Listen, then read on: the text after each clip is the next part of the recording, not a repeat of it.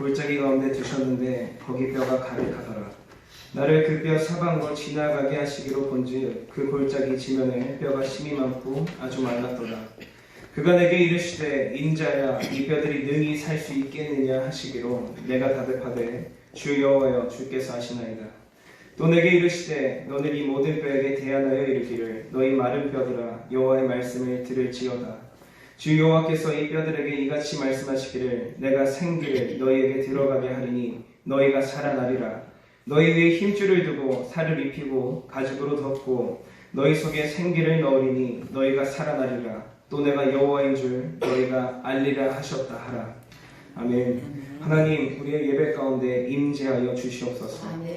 죽어있는 마른 뼈와 같은 우리의 영혼 가운데 생기로 들어오셔서 우리를 살려주시고 하나님으로 가득 채워주시옵소서. 아멘. 예배 가운데 우리의 하나님이 되어주시고 우리는 하나님의 자녀가 되게 하여 주시옵소서. 아멘. 우리의 모든 예배를 하나님께서 주관하여 주사 하나님이 기뻐하시는 예배가 되게 하여 주시옵소서. 예수님의 이름으로 간절히 기도하옵나이다. 아멘. 우리 함께 찬송가 1장 함께 찬양하시겠습니다.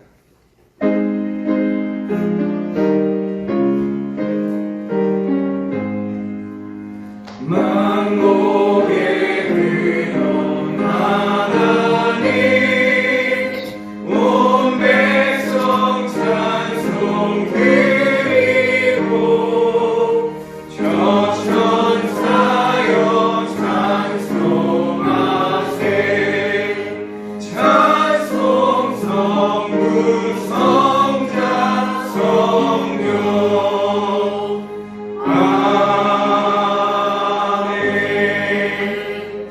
교동은 33번 시편 72편 이렇게 교독하시겠습니다. 하나님이여 주의 판단력을 왕에게 주시고 주의 공의를 왕의 아들에게 주소서. 그가 주의 백성을 공의로 재판하며 주의 가난한 자를 정의로 재판하리니 의로 말미암아 산들이 백성에게 평강을 주며 작은 산들도 그리하리로다. 그가 가난한 백성의 억울함을 풀어주며 공깃한 자의 자손을 구하며 압박하는 자를 꺾으리로다. 그들이 해가 있을 동안에도 주를 두려워하며 달이 있을 동안에도 대대로 그리하리로다. 그는 맷불 위에 내리는 비같이 땅을 적시는 소낙비같이 내리리니 그의 날에 의인이 흥왕하여 평강의 풍성함이 달이 다할 때까지 이르리로다. 그가 바다에서부터 바다까지와 강에서부터 땅끝까지 다스리리니 모든 왕이 그의 앞에 굴복하며 모든 민족이 다 그를 섬기리로다. 아멘. 나는 전능하신 아버지 하나님 천지의 창조주를 믿습니다. 나는 그의 유일하신 아들 우리 주 예수 그리스도를 믿습니다. 그는 성령으로 잉태되어 동정녀 마리아에게서 나시고 본디오 빌라도에게 고난을 받아 십자가에 못 박혀 죽으시고 장사된 지 4일 만에 죽은 자 가운데서 다시 살아나셨으며 하늘에 오르시어 전능하신 아버지 하나님 우편에 앉아 계시다가 거기로부터 살아있는 자와 죽은 자를 심판하러 오십니다. 나는 성령을 믿으며 거룩한 공교회와 성도의 교제와 죄 용서받는 것과 몸의 부활과 영생을 믿습니다. 아멘. 이 시간 기쁘게 찬양 드리시겠습니다. 내 영이 주를 찬양합니다. 내 영이 주를 찬양합니다. 내 영이 주를 찬양합니다. 내 영이 주를 찬양합니다. 내 영이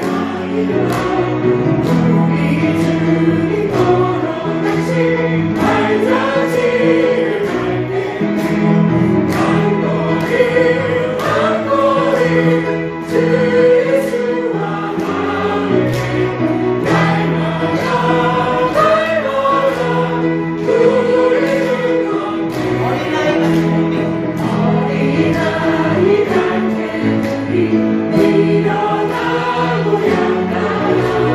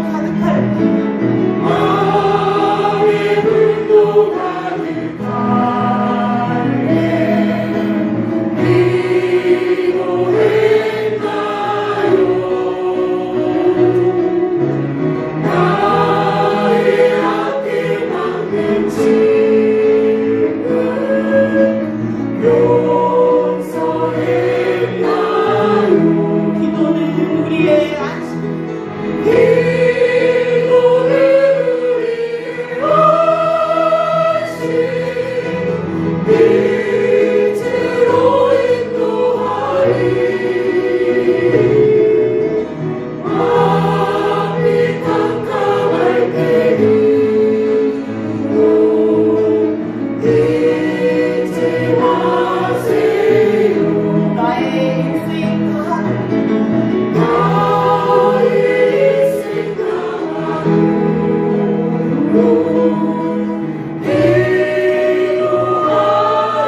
기도하리라 주께 맡긴 자의 생애 영원하리라 기도를 이루리라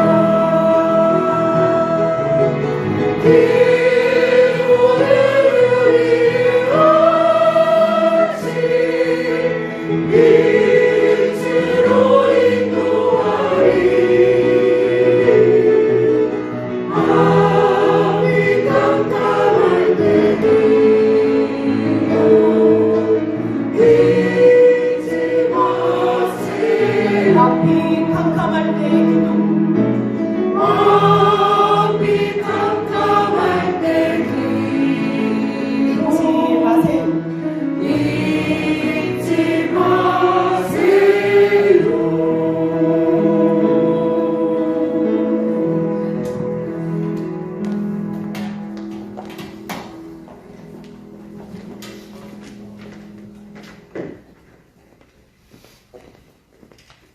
사망 권세를 이기시고 부활의 첫 열매를 분이 되신 주님 진심으로 감사를 드립니다. 죽음의 굴레에서 벗어나는 주시어 소망 없이 살아가는 저희들에게 찬양하며 부활의 기쁜 소식을 전하게 하시는 감사를 드립니다. 사랑하는 주님 오늘 여전히 저희들의 첫 열매로 눈을 보이시는 주님 골고다 언덕의 십자가를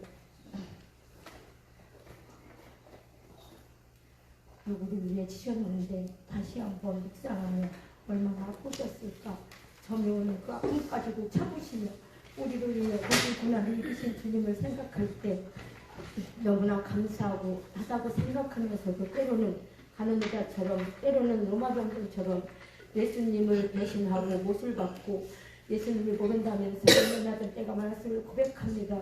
연약한 저희들의 죄를 용서해 주옵시고 사랑으로 복을 보이신 예수님을 따라가는 신앙이 되어 우리들의 묵은 신앙을 벗어버리고 새 것으로 기경되는 삶이 되어 마중물의 사명을 감당할 수 있게 하옵소서. 고마우신 주님 아직도 세상에서 방황하고 살아가는 영혼들을 찾아가 주시어 부활하신 주님을 만날 수 있게 하시고 회개하고 돌아올 수 있게 하옵소서. 또한 우리나라가 4월 10일 날 총선이 있습니다. 국민들이 기도하며 나아가 투표할 수 있게 하시어 국민과 나라로 위해 일할 수 있는 일꾼들을 세워지게 하시고 우리나라가 안정권에 들 수 있게 하여 주옵소서. 우리의 통치자가 되시며 또한 우리 발길을 축복하시는 하나님 아버지 감사를 드립니다. 우리 발길과 부흥의 불길이 임하길 소망합니다. 풀방 전도를 통하여 죽어가는 영혼들을 주님 앞으로 돌아올 수 있는 통로로 세워주시고 다음 세대와 젊은 세대가 세워지길 소망합니다. 우리의 성도들 가운데 복을 더하사 가정과 직장과 사업이 든든히 서하게 하시고 질병 속에 있는 자들을 찾아가 주시어 달리다고 일으켜 주옵소서. 우리 목사님과 사모님 종교개혁지를 탐방하시기 위해 유럽으로 가셨는데 돌아오실 순간까지 안전하게 돌아오실 수 있도록 인도하여 주옵소서. 이 시간 말씀을 들고 서신 박학경 전도사님에게 주님께서 함께하사 강건함을 주시고 능력을 주시어서 귀한 말씀을 전하실 때 비둘기 같은 성령을 물붓듯 부어주시어 오순절 마가에 따라 그 은혜가 임하게 하시고 말씀을 듣는 저희들의 마음에 밭이 기경되어 새 것을 새 부대에 담을 수 있기를 소망합니다. 오늘도 여전히 예배와 교회를 위해 또 수고하는 손길에 축복하시어 야곱의 축복이 담장을 넘은 것처럼 축복의 동네들이 되길 소망하며 부활의 첫 열매가 되신 예수님 이름으로 기도드립니다.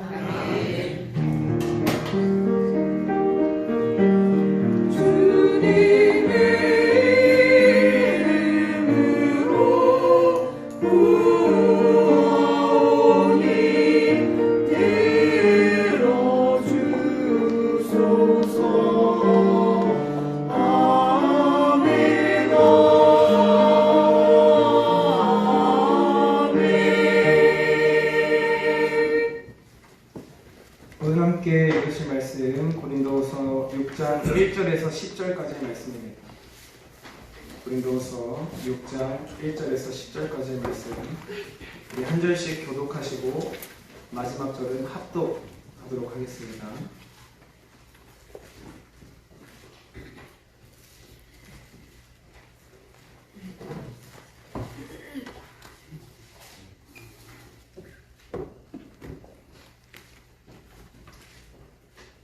우리가 하나님과 함께 일하는 자로서 너희를 권하노니 하나님의 은혜를 헛되이 받지 말라. 이르시되 은혜를 베풀 때에 너희에게 듣고 구원의 날에 너를 도왔다 하셨으니 보라 지금은 은혜 받을 만한 때요 보라 지금은 구원의 날이로다. 우리가 이 직분이 비방을 받지 않게 하려고 무엇에든지 아무에게도 거리끼지 않게 하고 오직 모든 일에 하나님의 일꾼으로 자천하여 많이 견디는 것과 환난과 궁핍과 고난과 매맞음과 갇힘과 난동과 수고로움과 자지 못함과 먹지 못함 가운데서도 깨끗함과 지식과 오래 참음과 자비함과 성령의 감화와 거짓이 없는 사랑과 진리의 말씀과 하나님의 능력으로 의의 무기를 좌우에 가지고 영광과 욕됨으로 그러했으며 악한 이름과 아름다운 이름으로 그러했으니라. 우리는 속이는 자 같으나 참되고 무명한 자 같으나 유명한 자요 죽는 자 같으나 보라 우리가 살아있고 징계를 받는 자 같으나 죽임을 당하지 아니하고 근심하는 자 같으나 항상 기뻐하고 가난한 자 같으나 많은 삶을 부유하게 하고 아무것도 없는 자 같으나 모든 것을 가진 자로다. 아멘. 우리 에베네스의 중성령께서 하나님의 사랑을 찬양하실 때에 하나님의 사랑을 누리고 느끼길 원합니다.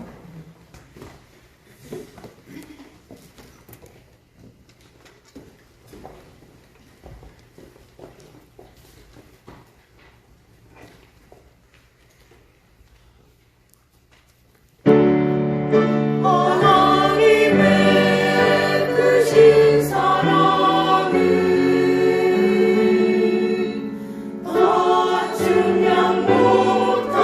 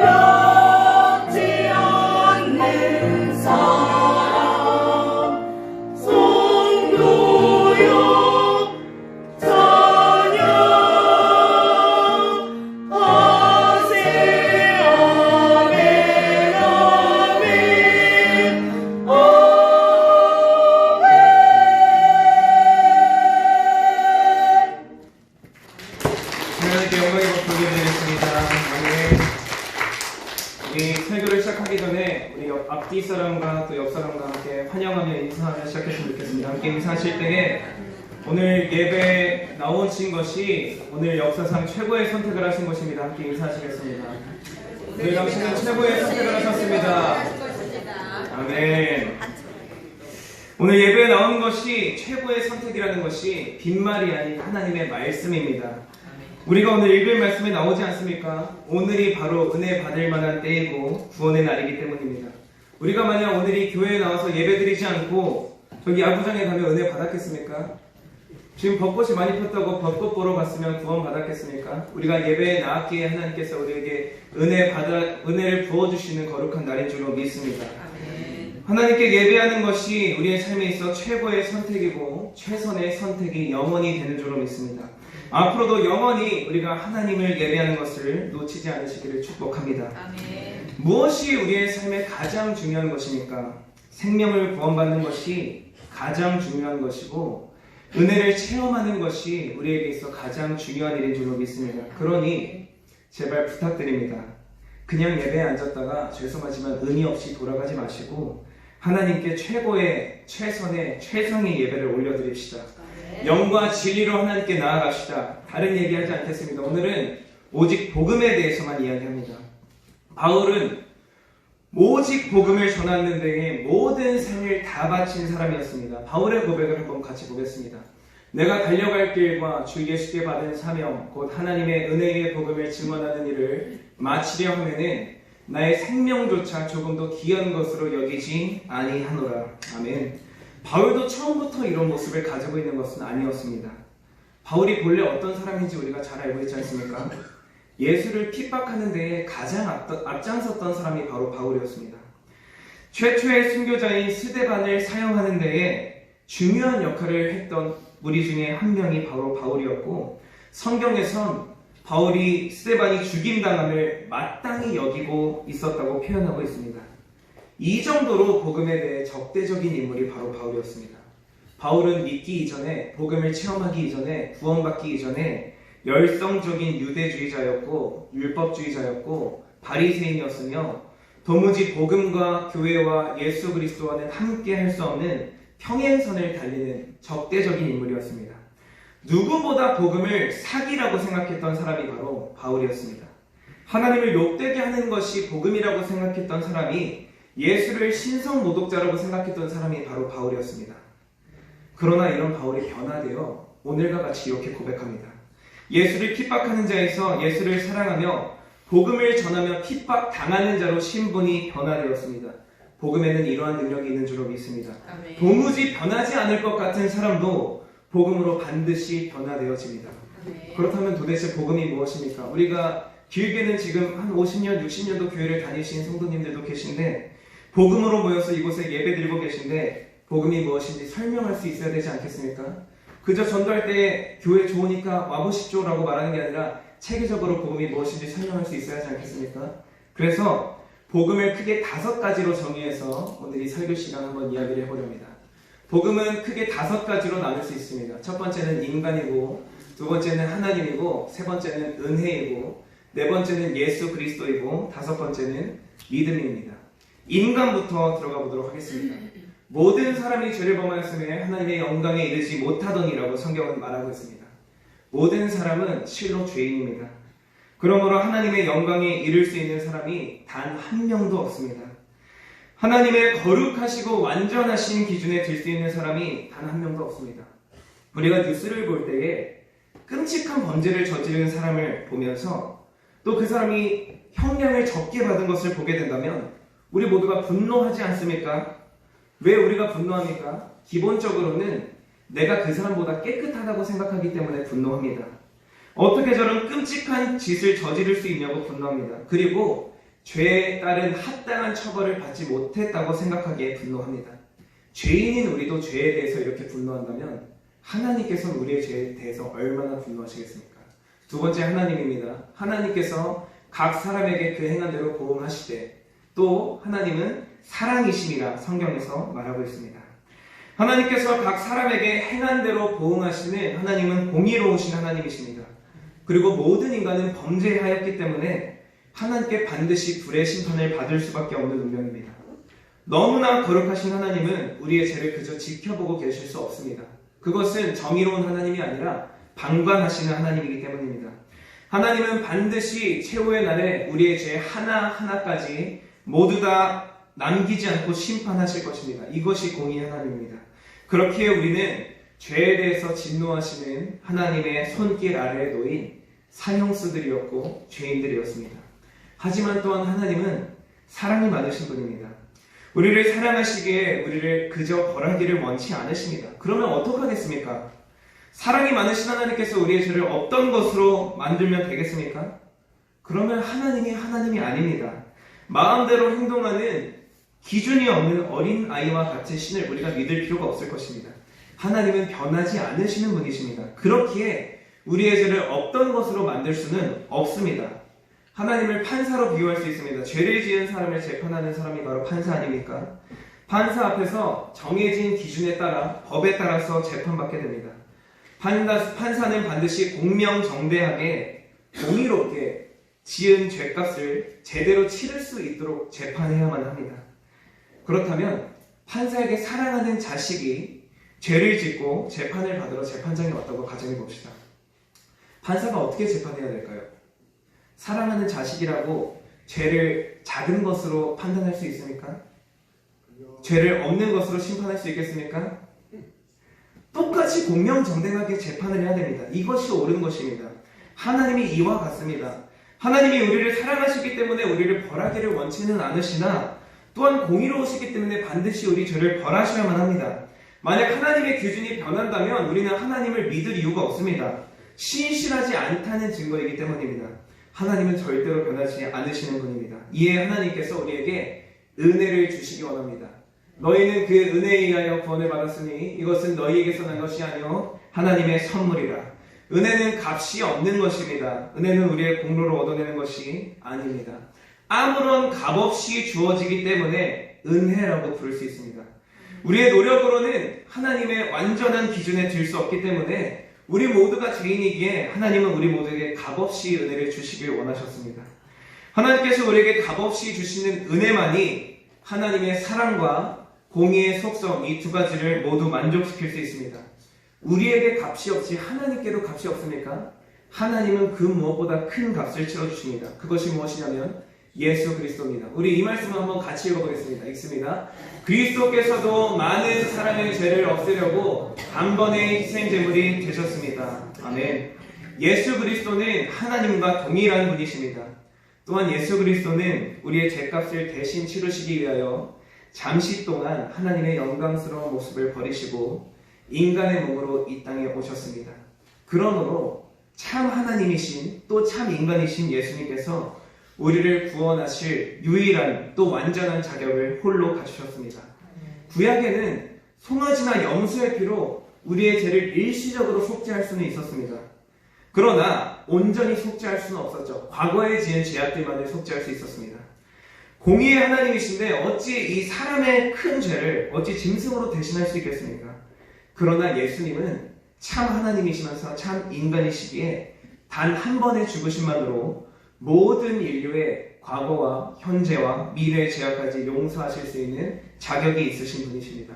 그래서 말씀에서 말하고 있지 않습니까? 그리스도께서 많은 사람의 죄를 없애려고 단번에입니다. 두 번도 세 번도 아닌 단번에 이상의 제물이 되심으로 우리의 모든 죄를 없는 것으로 만들어 주셨습니다. 예수님은 모든 인류보다 더욱 가치 있으신 분이기에 예수님의 죽으심은 충분히 하나님의 공의를 만족시킬 수 있었습니다. 그러므로 예수님의 죽으심으로 우리는 넉넉히 죄를 용서받아 하나님께 자유롭게 나아갈 수 있게 되었습니다. 그런데 문제는 무엇이냐면 그것을 우리가 믿을 때만 우리의 능력이 된다는 것입니다. 하나님께서는 그리스도 예수님의 피를 죄에서 구원하는 제물로 삼으시고 누구든지 그분을 믿으면 하나님과 화목하게 하셨습니다. 아멘. 중요한 것은 예수 그리스도를 믿는 믿음입니다. 믿음이 우리 뒤에 쌓여져 있는 넘쳐나는 은혜의 창고의 문을 여는 열쇠입니다.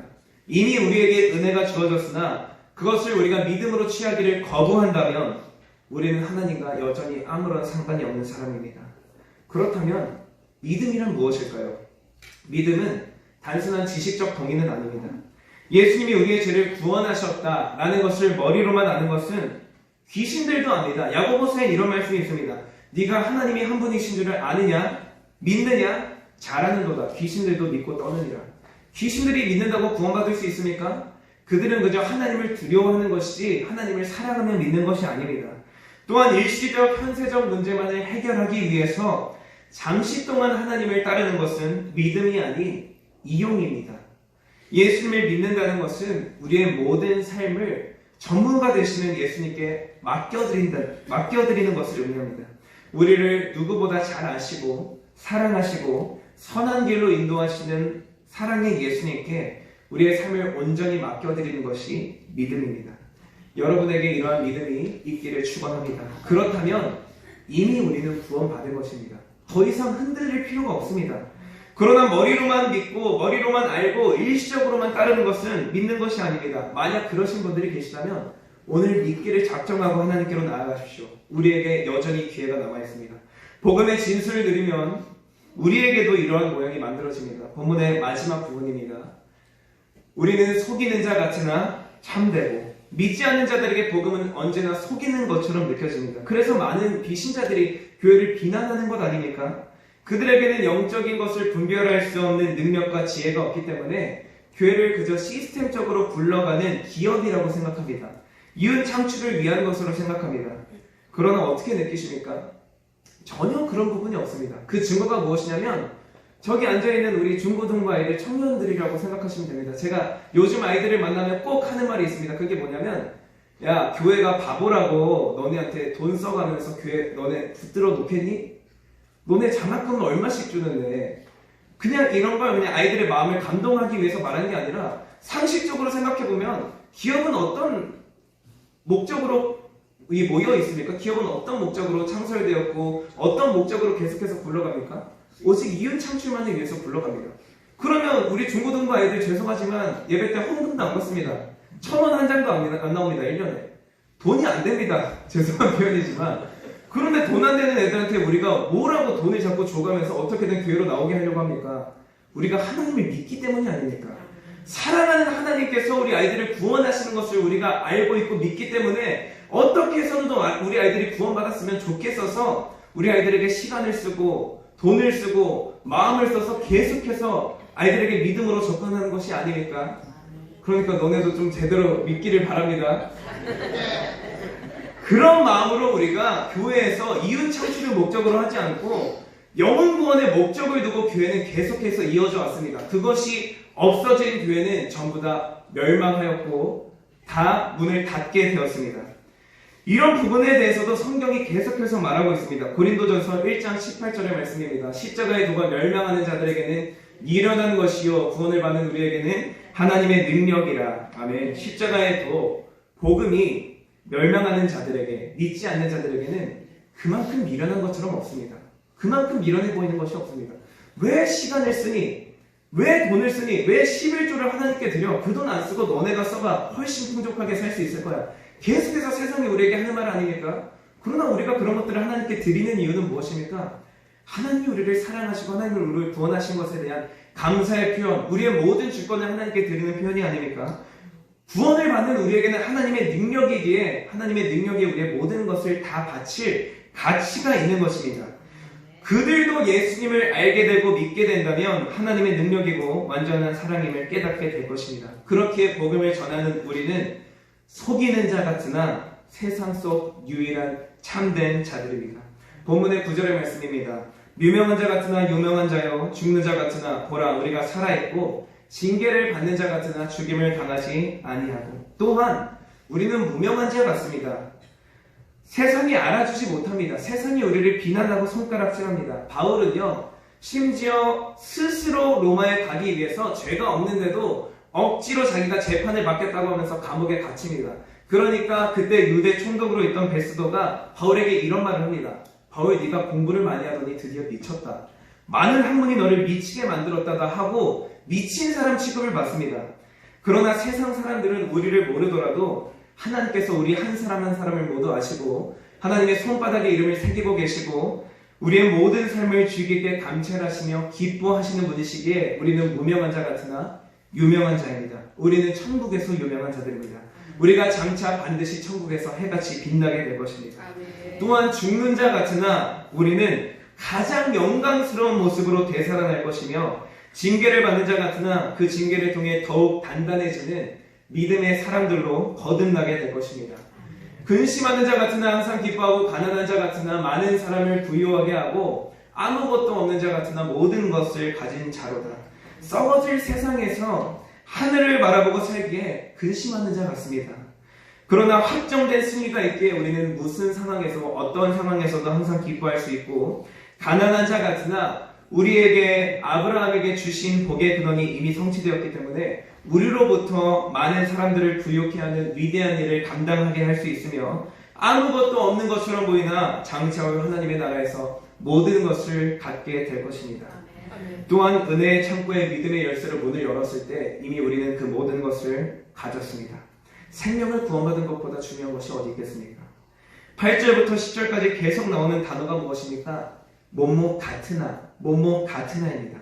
같으나는 같다라는 것이 아닙니다. 그것처럼 보이나 실상은 다르다는 것입니다. 우리는 속이는 자 같으나, 무명한 자 같으나, 죽는 자 같으나, 징계를 받는 자 같으나, 근심하는 자 같으나, 가난한 자 같으나, 아무것도 없는 자 같으나, 오늘 설교의 제목처럼 모든 것을 가진 자입니다.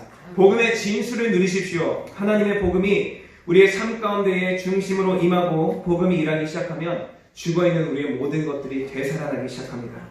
우리가 살아나지 못하고 있다면 복음이 잘못된 것이 아니라 복음을 우리가 헛되이 받았고 헛되이 적용했기 때문입니다. 본문의 1절의 말씀을 한번 다 같이 읽어보겠습니다. 우리가 하나님과 함께 일하는 자로서 너희를 권하노니 하나님의 은혜를 헛되이 받지 말라. 아멘. 하나님의 은혜를 헛되이 받지 말라. 하나님의 은혜엔 문제가 없습니다. 우리 모두를 구원하시기에, 우리 모두를 변화시키기에 부족함이 없는 완전한 공로가 되십니다.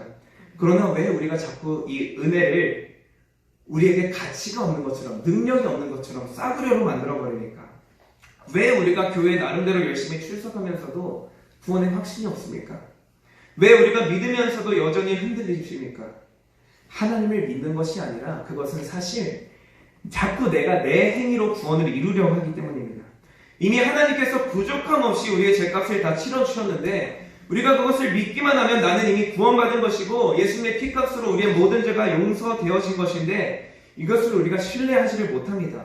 구원의 확신이 나에게 지금 없는 것이 또 구원에 별 관심이 없이 내 삶의 격가지 정도로만 하나님의 말씀을 대하는 것이 바로 하나님의 말씀을 헛되이 받은 것입니다. 하나님의 은혜를 헛되이 받은 것입니다.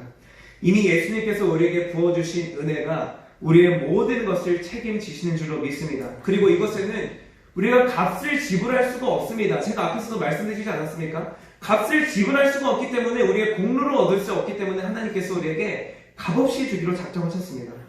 값을 지불할 수 없다는 것은 우리의 노력으로는 절대로 구원에 이룰 수 없다는 것을 의미합니다. 열심히 기도한다고, 열심히 헌금한다고, 열심히 찬양한다고, 열심히 예배에 출석한다고 구원을 얻는 것이 아닙니다. 우리의 믿음만이 은혜를 받는 유일한 열쇠입니다. 종교적 행위를 의지하지 마시고 오직 예수님의 십자가의 공로를 의지하십시오. 종교적 행위는요, 선한 행위는요, 은혜 앞에서 아무것도 아닙니다. 이것이 우리의 열쇠가 되는 것이 아니라 오직 믿음만이 우리의 열쇠가 됩니다. 또한 우리의 문제는 자꾸만 행위와 믿음을 동일시한다는 것입니다. 행위가 믿음과 동일시된다면 교회가 무슨 의미가 있습니까? 돌을 세워놓고 불상 앞에서 또 이슬람 성원에 가서 아무 곳이나 가서 그냥 열심히 기도하면 되는 거 아닙니까? 그것도 다 종교 행위 아닙니까? 교회를 왜 나옵니까? 밖에 나가서 그냥 열심히 봉사하면 되죠. 남에게 피해 안 끼치고 떳떳이 살면 되죠. 그것으로 구원받을 수 있으면 예수님께서 오실 필요가 없었습니다. 하나님은 영이시니 예배하는 자가 영과 진리로 예배할 것이라고 말씀하셨습니다. 영이신 하나님께 행위와 의식으로 나아가는 것이 아니라 우리 안에 내주하여지고 계신, 우리의 예배를 인도하고 계신 성령님의 집도하에 진리로 예배를 드려야지만 하나님께서 받아주신 예배가 되는 것입니다. 그래서 제가 여러분들께 꼭 말씀드리고 싶은 건 무엇이냐면 내 행위가 지금 이전과 같지 않다고 구원에서 탈락됐다고 착각하지 마십시오. 요즘 내 믿음이 떨어졌다고 옛날 같지 않다고 구원을 잃으신 것 같으십니까? 이것이 율법주의입니다. 죄송하지만 내 행위와는 상관이 없습니다. 내 느낌과 감정과는 상관이 없습니다. 우리가 참으로 하나님을 믿는다면 나의 부족함과는 상관없이 우리는 이미 구원받은 것입니다. 부족함이 왜 의미가 없는 줄 아십니까? 그러면 과거에 충분했다고 생각하십니까? 과거에 내가 구원받을 만큼 행위를 하셨습니까? 이게 안 돼서 예수님께서 우리에게 오셨다고요. 과거에도 우리는 충분히 신앙생활을 하지 못했습니다. 과거에도 우리는 하나님께서 만족하실 정도의 행위를 드리지 못했습니다. 그렇기에 지금 내 모습이 이전과 같지 않다고 내 구원이 박탈된 것은 아닙니다. 우리는 모두 예수님의 십자가의 은혜로 구원받았습니다. 더 이상 이 하나님의 은혜를 헛되이 만들지 마십시오. 하나님의 은혜를 헛되이 받지 마십시오. 우리는 평생 부족합니다. 죄송한 말씀이지만 평생. 어찌 우리의 노력으로 구원에 이를 수 있겠습니까? 우리의 노력으로 구원을 이룰 수 있다면 예수님께서 십자가를 지실 이유가 없습니다. 왜 하나님께서 예수님의 기도에 침묵하십니까?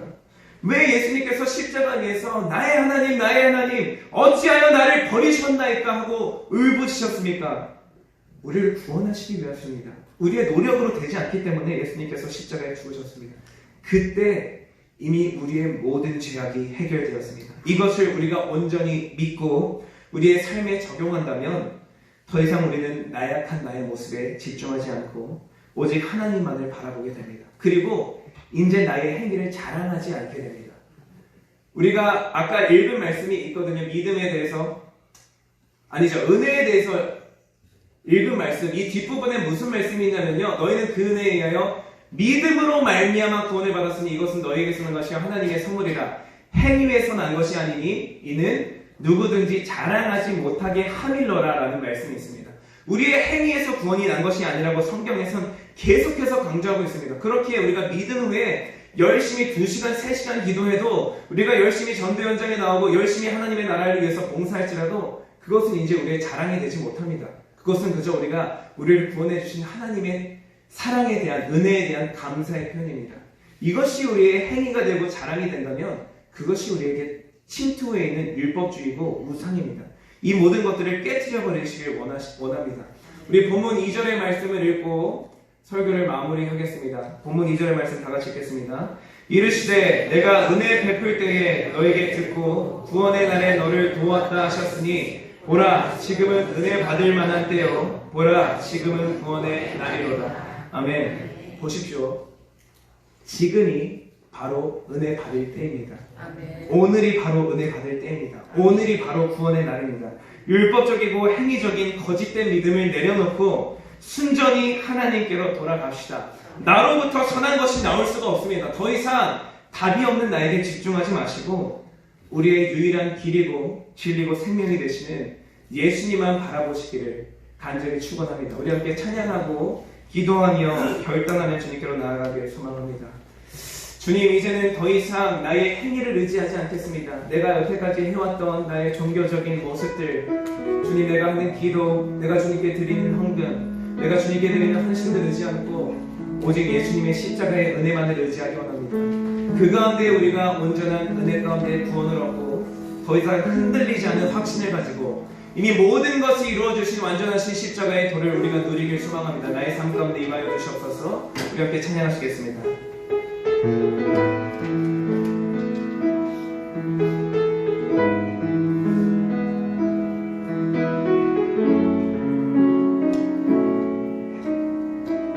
주의 보좌로 나아갈 때에 주의 보좌로 나아갈 때 어떻게 나가야 할까? 나를 구원한 주의 십자가 그것을 믿으며 가네. 다시 한번 찬양하겠습니다. 주의 보좌로 나아갈 때 어떻게 나가야 할까? 부족한 나가 아닌 완전한 주님의 십자가입니다. 나를 구원한 주의 십자가 그것을 믿으며 가네. 자격 없는 내 힘이 아닌 자격 없는 내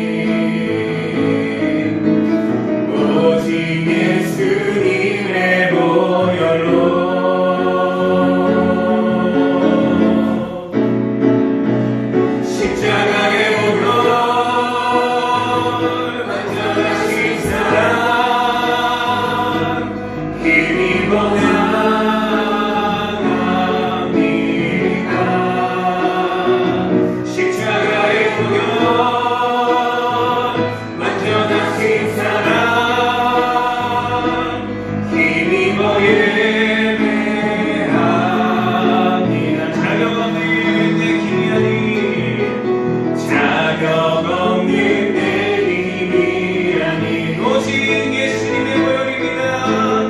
오직 예수님의 보혈로 자격 없는 내 힘이 아니 자격 없는 내 힘이 아니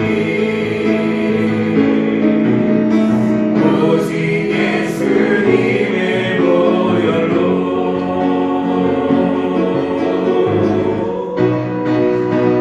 십자가의 보혈 완전하신 사랑 힘입어 나갑니다.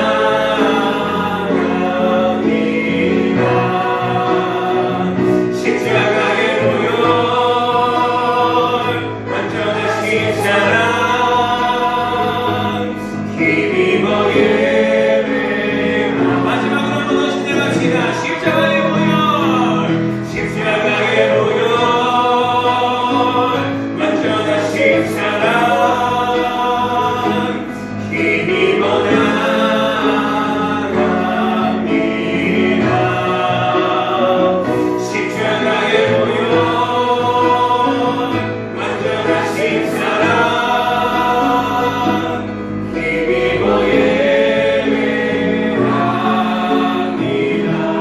우리 함께 잠시 하나님께 기도하며 나아가기를 소망합니다. 우리 함께 기도하실 때에 하나님 지금까지 내가 잘못된 모습으로 주님께 나아가고 있는 나의 무기력하고 나약한 모습들이 있다면 지금 이 시간 성령으로 깨닫게 하여 주사 나의 의지로 나의 힘으로 주님께 나아가는 것이 아닌 오직 예수님의 십자가의 공로만을 의지하며 주님께 예배하며 나아가게 하여 주시옵소서. 주님의 은혜를 누리게 하여 주시고 주님의 은혜 가운데에 우리가 믿음으로 반응하여 우리에게 놓여진 이 믿음의 은혜의 창고의 열쇠를 하나님 우리가 믿음으로 시하여 이 은혜가 우리의 삶 가운데 임하게 하여 주시옵소서. 우리 이러한 기도 절반까지 함께 기도하겠습니다. 하나님 주님께서 우리에게 주신 거룩하신 은혜를 기억하며 주님께로 나아갑니다. 나의 무기력하고 나약한 아버지 하나님 내가 할 수 있는 내가 할 수 없는 이 모든 것들 전부 다 내려놓고 하나님 오직 십자가의 공로만을 의지하며 예수님의 보혈 앞에 무릎 꿇고 나아갑니다. 우리 마음 가운데 본질을 못되게 하여 주시고 예수님의 거룩하신 보혈이 우리의 삶 가운데 우리의 모든 심령 가운데 임하게 하여 주시라. 내가 오직 예수로 살아가게 하여 주시며 예수님의 보혈이 나의 모든 죄를 용서하게 하여 주셔서 하나님 나에게 자격 없지만 주님께서 우리의 모든 자격이 되시고 부끄러가 되어 주시니 주님을 의지하며 십자가 앞으로 나아가게 하여 주시옵소서. 주님의 말씀에 반응하여 능력으로 살아가는 거룩한 성도들의 모습이 되게 하여 주시옵소서. 우리는 분명한 자 같으나 유명한 자요 하나님 우리는 아무것도 가지지 않은 자 같으나 모든 것을 가진 자이오니 오직 주님의 십자가 안에서 여전히 가능합니다. 하나님의 은혜를 헛되이 받지 않고 하나님 바로 오늘이 은혜 받을 만한 때요 구원 받을 만한 때이니 하나님 우리가 믿음으로 주님께 나아갑니다. 우리에게 그러한 은혜들을 허락하여 주시옵소서. 주님만을 의지합니다. 십자가의 보혈 완전하신 사랑 힘입어 나갑니다. 십자가의 보혈 완전하신 사랑 힘입어 예배합니다. 하나님 오직 은혜를 힘입어 주님께 믿음으로 나아갑니다. 우리의 예배 가운데 임재하여 주시고 우리의 죽어있는 모든 것들이 되살아나게